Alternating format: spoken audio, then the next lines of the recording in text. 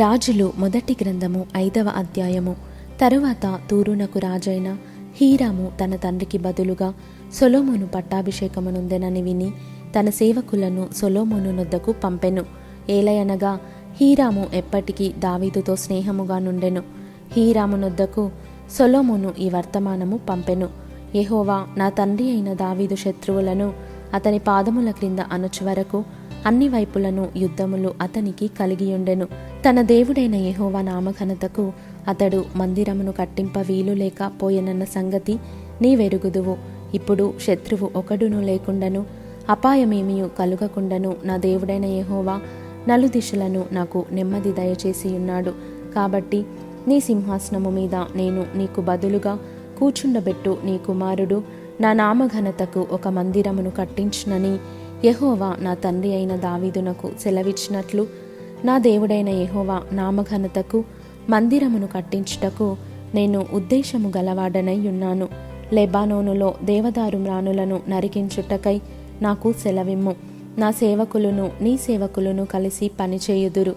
మ్రానులను నరుకుటయందు సీదోనీయులకు సాటి అయిన వారు మాలో ఎవరునూ లేరని నీకు తెలియను గనుక నీ ఏర్పాటు చొప్పున నేను నీ సేవకుల జీతము నీకిచ్చేదను అనెను. హీరాము సొలొమోను చెప్పిన మాటలు విని బహుగా సంతోషపడి, ఈ గొప్ప జనమును ఏలుటకు జ్ఞానము గల కుమారుని దావీదునకు దయచేసిన యెహోవాకు ఈ దినమున స్తోత్రము కలుగునుగాక అని చెప్పి సొలొమోనునకు ఈ వర్తమానము పంపెను. నీవు నా యొద్దకు పంపిన వర్తమానమును నేను అంగీకరించితిని. దేవదారు మ్రానులను గూర్చియు సరళపు మ్రానులను గూర్చియు నీ కోరిక ఎంతటి ప్రకారము నేను చేయించెదను. నా సేవకులు వాటిని లెబానోను నుండి సముద్రమునొద్దకు తెచ్చెదరు. అప్పుడు వాటిని తెప్పలుగా కట్టించి నీవు నాకు నిర్ణయించు స్థలమునకు సముద్రము మీద చేరునట్లు చేసి అక్కడ అవి నీకు అప్పగింపబడు బందోబస్తు నేను చేయుదును. నీవు వాటిని తీసుకొందువు. ఇందును గూర్చి నీవు నా కోరిక చొప్పున జరిగించి నా ఇంటి వారి సంరక్షణ కొరకు ఆహారము ఇచ్చెదవు.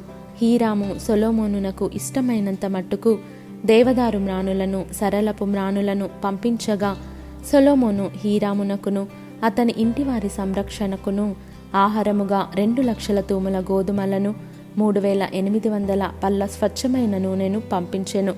ఈ ప్రకారము సొలొమోను ప్రతి సంవత్సరము హీరామునకు ఇచ్చుచూ వచ్చెను. యెహోవా సొలొమోనునకు చేసిన వాగ్దానము చొప్పున అతనికి జ్ఞానము దయచేసెను. మరియు హీరామును సొలొమోనును సంధి చేయగా వారిద్దరికీ సమాధానము కలిగియుండెను. రాజైన సొలొమోను ఇశ్రాయేలీయులందరి చేతను వెట్టి పని చేయించెను. వారిలో 30,000 మంది వెట్టి పని చేయువారైరి. వీరిని అతడు వంతుల చొప్పున నెలకు 10,000 మందిని లెబానోనునకు పంపించెను. 1 నెల లెబానోనులోను 2 నెలలు ఇంటి యొద్దను వారు ఉండిరి. ఆ వెట్టి వారి మీద అదోనీరాము అధికారి అయి ఉండెను.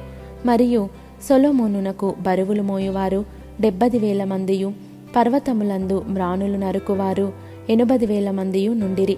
వీరు కాక పని మీదనున్న సొలొమోను శిల్పకారులకు అధికారులు 3,300 మంది. వీరు పనివారి మీద అధికారులయుండిరి.